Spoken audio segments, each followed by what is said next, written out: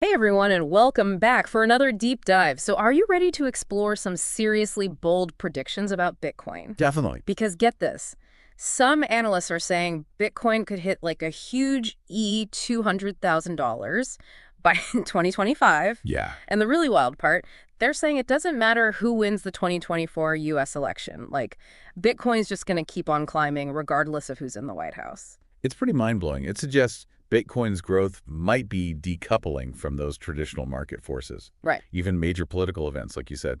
Right. So we're going to dig into all of this. We've got a super interesting article from the Crypto Basic to dissect. Oh, yeah, I saw that one. It's called Bernstein Says Bitcoin to $200,000 is Certain, Regardless of U.S. Elections Outcome. It was published today, actually, November 4th, 2024. And it's already making waves for sure. Totally. So the article really focuses on this guy, Gautam Chugani. He's a senior analyst at Bernstein. And he seems really confident about Bitcoin hitting 200,000 by the end of 2025. Okay, so what's he basing that on? Just market hype? Nope.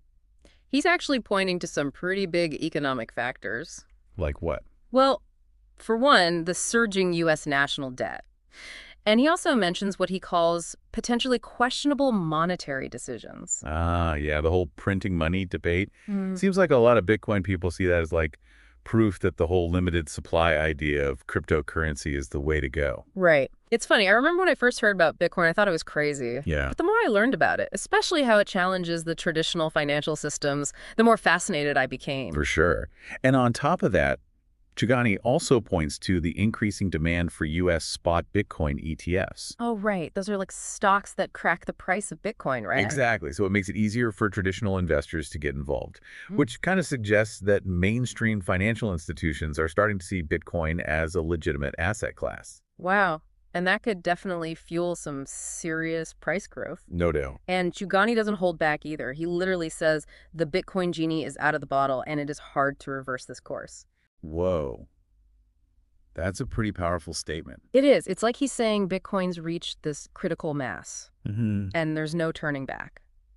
I see what you mean. But even with this super bullish outlook, Chugani still acknowledges there will probably be some short-term volatility depending on those election results.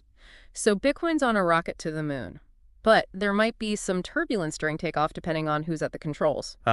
Yeah, something like that. Okay, so let's get specific. What are Chugani's actual predictions for each candidate? Well, he says if Trump wins, Bitcoin could actually break its all-time high of $74,000. No way. Yeah, he thinks it could go as high as like 80,000 to 90,000. Wow. That's a huge EE jump. Definitely. And what about if Harris wins? He actually changed his prediction on that one. He originally thought it would drop way more, like to 30,000 or 40,000. But now he's saying it'll probably be more of a soft dip. Okay, so like down to what? Maybe like 50,000 or so. Yeah. But then he still thinks it'll recover and hit that 200,000 target by 2025. Interesting. So even in his like worst case scenario, he still sees Bitcoin hitting the same target. But why did he change his prediction? Any idea? It's hard to say for sure, but it probably just reflects how people are constantly trying to figure out how Bitcoin reacts to these political and economic events. As more data comes in, those predictions are bound to change. That makes sense. You know, it's funny. Speaking of changing dynamics, did you see how the polymarket odds between Trump and Harris kind of converged over the weekend? You mean how Trump's lead shrunk? Yeah, exactly. I saw that. And didn't Bitcoin's price also dip around the same time? It did. It went below 68,000, then recovered a little to 69,051. But yeah, it's still down about 6% from its peak last week. Wow. So is that dip directly related to the election odds shifting? Well, it's hard to say for sure. Correlation doesn't equal causation, right? True. Yeah. But it's definitely something to keep an eye on. Yeah, especially for anyone who believes the election will have a big impact on the crypto market. Yeah. But you know what's really interesting to me is that despite all this talk about election volatility, the main prediction stays the same. Bitcoin to 200,000 by 2025. Right. It's like everyone's worried about the weather, but they all agree we're reaching the summit no matter what. That's a great analogy. And Bernstein isn't the only one saying this, right? Didn't Standard Chartered make a similar prediction? Yeah, they did. They also predicted Bitcoin hitting 200,000, and they said it wouldn't matter who won the election either. Wow, so we've got a multinational bank saying the same thing. Yeah. It seems like the financial world is really starting to take Bitcoin seriously. It's not just those crypto enthusiasts anymore. Not at all. What's Standard Chartered's reasoning, though? Well, their head of digital asset research, this guy Jeff Kendrick, he points to a couple of key things. Increasing demand for one, Okay. That makes sense. And he also mentions the potential for interest rate cuts by the U.S. Federal Reserve. So basically, more people wanting Bitcoin, plus potentially cheaper borrowing costs could create a perfect storm for a price surge. It's like we're on the verge of a financial revolution, and Bitcoin's leading the charge. It really feels that way sometimes. Hold on, there's a twist. Chugani actually said something interesting about Bitcoin compared to other cryptocurrencies, like Ethereum and Solana. Oh, yeah. What was that? He suggested that the future of those cryptocurrencies is way more dependent on SEC regulation, which could be heavily influenced by the election. Oh, that's interesting. So Bitcoin's kind of blazing its own trail, while those other cryptocurrencies are still navigating a more complicated landscape. Right. But you know what they say, with complexity comes innovation. Absolutely. We're seeing some amazing things happening in areas like decentralized finance, NFTs, and Web3, all built on the foundations that Bitcoin and blockchain technology laid. It's crazy to think how far it's all come in such a short time. It really makes you wonder what's next. Right. What other groundbreaking innovations are just waiting to be discovered? I love these deep dives. Me too. Always gets me thinking about the big picture. That's what it's all about. But, okay, before we get too ahead of ourselves, let's go back to those price predictions. We keep hearing this 200,000 down a number. Yeah. But what does that actually mean? Like, really imagine a world where Bitcoin is a major currency. How would that change our everyday lives? That's the question, isn't it? And it's one we should all be asking ourselves. Because this stuff is impacting all of us, whether we realize it or not. I agree. And it's only going to become more and more important as time goes on. Absolutely. So how does Bitcoin actually challenge, like, our traditional ideas about money? Well, I mean, think about it. We're so used to money being this, like, tangible thing, backed by governments or gold or whatever. Right. But Bitcoin's completely different. It's all digital. Its value comes from market forces.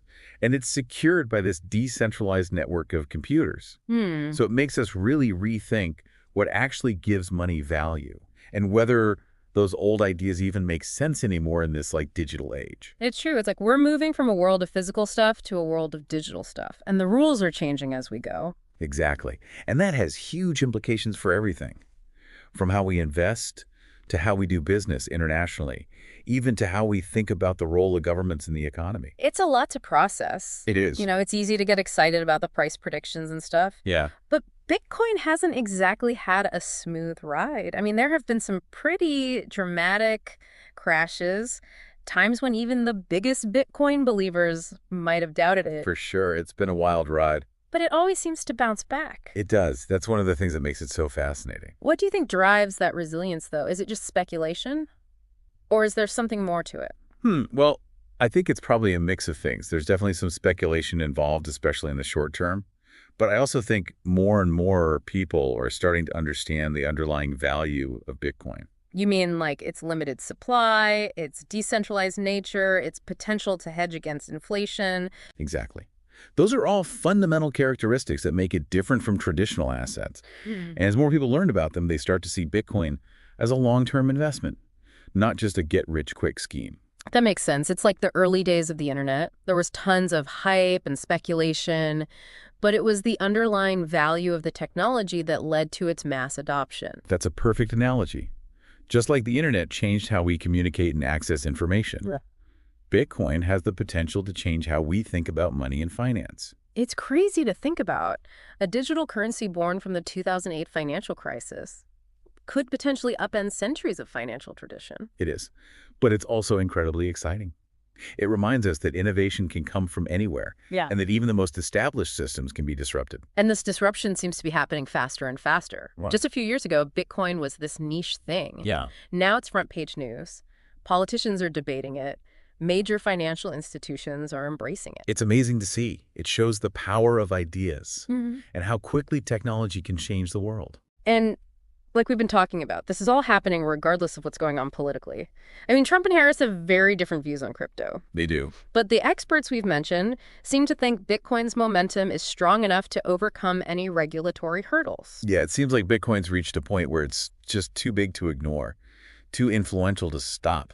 Even governments are having to adapt. I know. It's like trying to put the genie back in the bottle. Exactly. When something this transformative is out there, Yeah. it's almost impossible to contain it. And I think that's what's so captivating for a lot of people. I think so, too. Bitcoin represents a break from the traditional financial system, a system that a lot of people feel is too centralized and too easily manipulated. It's like David versus Goliath, but with Bitcoin as David and Wall Street as Goliath. Haha, yeah. And a lot of people are rooting for Bitcoin. Hoping it can bring about a fairer and more transparent financial system. It's like the democratization of finance, giving anyone with internet access a chance to participate in the global economy. But of course, with great power comes great responsibility. Oh, absolutely. We've seen the dark side of crypto, too. We have. The scams, the hacks, the insane volatility. People can lose everything in an instant. It's true. It's important to remember that the crypto world is still like the Wild West out there. Right. Lots of opportunity, but also tons of risk. So anyone thinking about getting involved, do your research, understand the technology, and be aware of the potential downsides. Couldn't have said it better myself. And speaking of downsides, that brings us to another key point from our deep dive. Bitcoin might be the star of the show, but it's not the only player in the game. Right. The crypto world is huge and always changing. New projects, technologies popping up all the time. And as we talked about earlier, the future of those other cryptocurrencies might depend more on regulations and politics than Bitcoin does. Yeah, it seems like Bitcoin has forged its own path, while other cryptocurrencies are still figuring things out. But that's part of what makes it so exciting, right? That complexity also brings a lot of innovation and potential. Absolutely. We're seeing amazing things happening in decentralized finance, NFTs, and Web3, all built on the foundations of Bitcoin and blockchain. Okay, so we've talked about Bitcoin's potential, the economic factors driving its growth, and the regulatory landscape. But here's what I really want to know. What does this all mean for our listeners? Why should they care about Bitcoin? Especially if they're not tech experts or financial gurus. That's the million-dollar question, isn't it? And honestly, I think it's one that everyone should be thinking about because this stuff affects all of us. Yeah. Whether we realize it or not. I agree. And it's only going to become more and more important. Absolutely. It's crazy, right? Like, 'cause think how fast all this is happening? It is. Makes you wonder what's coming next. What other big innovations are just around the corner? I know. It feels like the future is being shaped right in front of us. It does. And the choices we make today are going to determine what that future looks like. And So do we embrace these new technologies? Or do we resist them? Do we stick with the old ways of doing things? Or do we jump into this new world head first? That's a tough question. Yeah. But I think history shows us that resisting progress, well, it usually doesn't end well. I agree. Look at the internet. It completely changed how we communicate, how we find information, even how we shop. Yeah. The people who adapted thrived, and the ones who didn't were left behind. It's true. Innovation is going to happen whether we like it or not. Right. And those who are willing to learn and adapt, those are the ones who succeed in this new world. So, before we wrap up, is there one big takeaway you want our listeners to remember from this deep dive? That's a good question. I think the most important thing is don't be afraid to explore.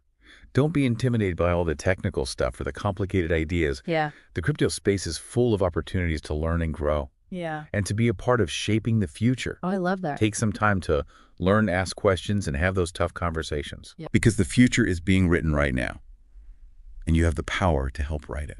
That's a fantastic message to end on.